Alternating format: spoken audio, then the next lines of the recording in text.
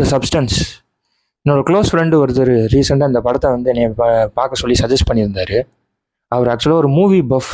அதே மாதிரி பார்த்தீங்கன்னா ட்ரிப்பிங்காக இருக்கிற படத்தெல்லாம் வந்து ரொம்ப விரும்பி பார்ப்பார். சரி, அவர் என்கிட்ட இந்த படத்தை பார்க்குறதுக்கு முன்னாடி என்கிட்ட சொல்லியிருந்தார், உனக்கு மனசில் தைரியம் இருந்துச்சுன்னா இந்த படத்தை பாரு அப்படின்னு சொல்லி எனக்கு ரெஃபர் பண்ணியிருந்தார். சரின்னு சொல்லிட்டு நேற்று நைட்டு நான் இந்த படத்தை பார்த்தேன். ஆனால் இந்த படம் கிளைமேக்ஸ் பார்த்ததுக்கு அப்புறமா சத்தியமாக சொல்கிறேன், நம்மளால் தூங்கவே முடியாது. அந்தளவுக்கு கஷ்டப்படுவோம், நம்மளை டிஸ்டர்ப் பண்ணி விட்டுரும்.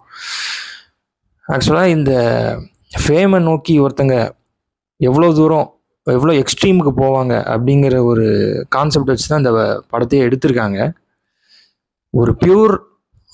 ஒரு சினிமா பியூர் ஆர்ட் ஃபார்ம். ஆக்சுவலாக சினிமாங்கிறது ஒரு பியூர் ஆர்ட் அப்படிம்பாங்க. அது மாதிரி பியூர் ஆர்ட் ஃபார்ம் தான் நான் இந்த படத்தை சொல்லுவேன். இந்த சப்ஸ்டன்ஸுங்கிறது ஒரு பியூர் ஆர்ட்.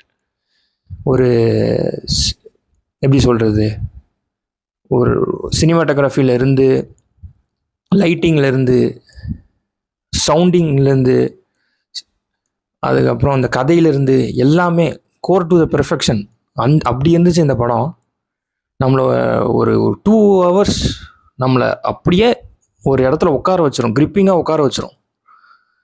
படம் ஸ்லோ தான், ஆனால் நம்மளை வந்து ஃபுல்லாக நான் ஒரு கான்சன்ட்ரேஷனை டைவெர்ட் பண்ணாத அளவுக்கு நம்மளை வந்து அந்த படத்தை பார்க்க வச்சிரும்.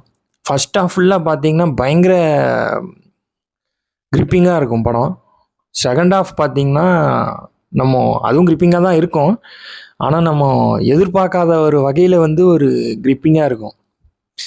So towards the end climax வர நேரத்தில் பார்த்தீங்கன்னா அந்த படம் ஒரு பயங்கரமான ஒரு இம்பேக்டை நம்மளுக்கு கொடுத்துட்டு தான் அது வந்து நம்மளை லீவ் பண்ணும். ஸோ மன தைரியம் உள்ளவங்க இந்த படத்தை ஒரு தடவை பாருங்கள். பார்த்துட்டு கமெண்ட் செக்ஷனில் சொல்லுங்கள் எப்படி இருந்துச்சுன்ட்டு.